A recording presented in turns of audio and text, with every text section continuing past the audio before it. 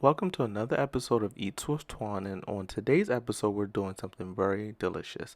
A roasted garlic chicken and potatoes, one skillet, very family friendly, and you're not going to be in the kitchen all day.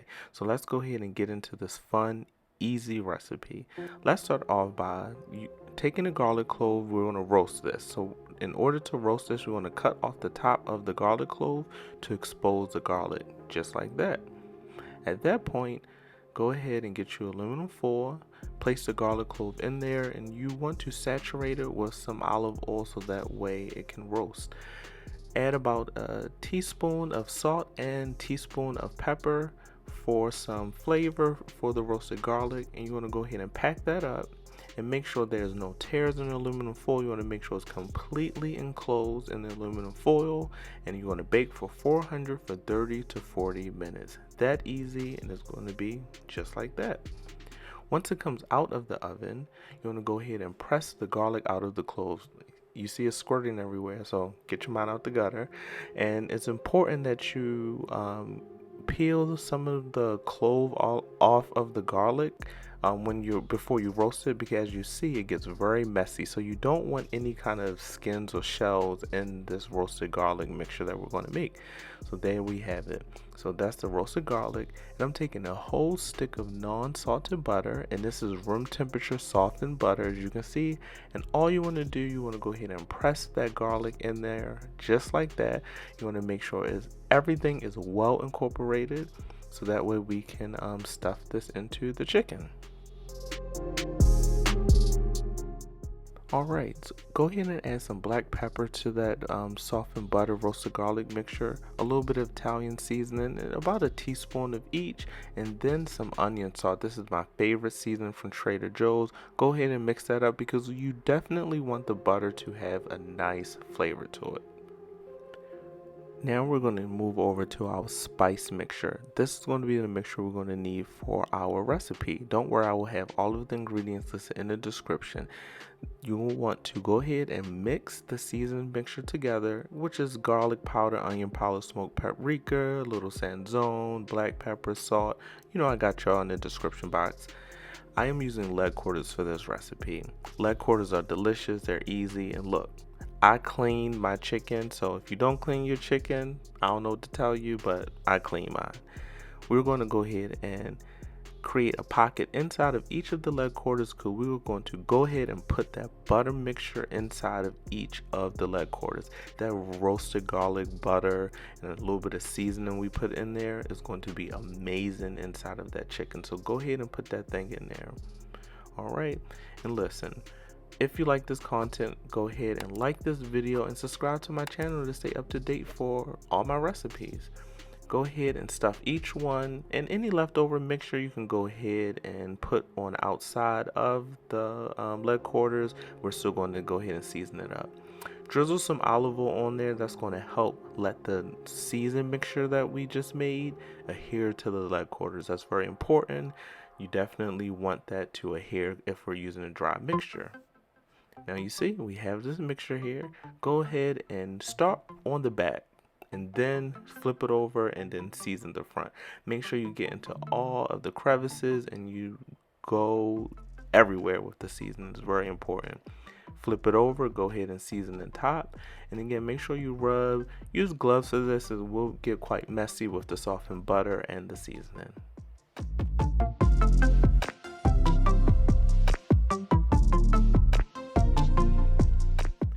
Now that you have your chicken all seasoned up, go ahead and set that chicken aside, and we are going to get our spice mixture together for the rest of our ingredients. Listen, same exact spices that we put on the chicken. The reason why I did it separately, because we're dealing with raw chicken and we do not want to cross-contaminate. Again, all of the ingredients will be in the description for you to follow. So go ahead and get your peppers. So for this recipe, I'm using a green pepper. I'm going to also use a yellow pepper, and then can't forget good old red pepper. This is going to add some color to the dish. We eat with our eyes, so it's very important. Roughly chop all of your peppers and set that aside, and we're going to go ahead and take some Yukon Gold potatoes or some yellow potatoes and we're going to go ahead and cut these into 4 equal parts. I think I said that right. So basically cut the potato in half and go ahead and cut them into 4s just like that and set them aside. Super easy. Again, make sure you wash your potatoes, cut them into 4s. Now listen, do not cut your potato while wobbling like that. Please cut the potato on the flat side. That's going to protect your hands. And listen, I'm not going to be responsible if you cut yourself.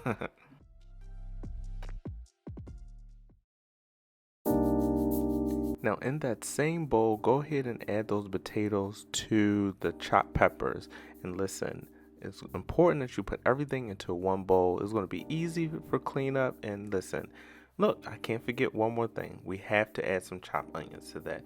A dish won't be a dish without onions. We know that. Onion and garlic is like my go-to for all my dishes. Alright, so go ahead and peel the onion. You want to roughly chop the onion. Again, you don't need to dice it. It doesn't need to be fancy. You just want to roughly chop the onion into nice edible sized pieces. You're going to go ahead and add that to the mixture of the potatoes and all of our assorted color peppers.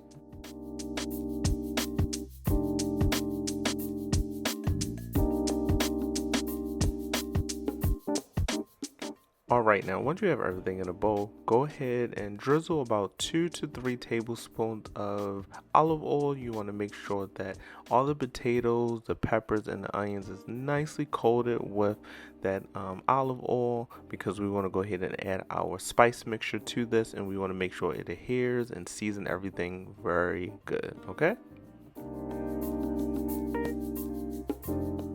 Alright, so we're going to go ahead and take that spice mixture that we made. This is our second batch.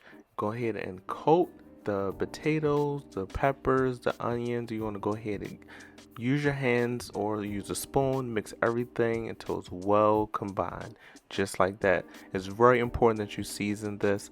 It's going to be at the bottom of the pan, and the chicken is going to sit on top of that.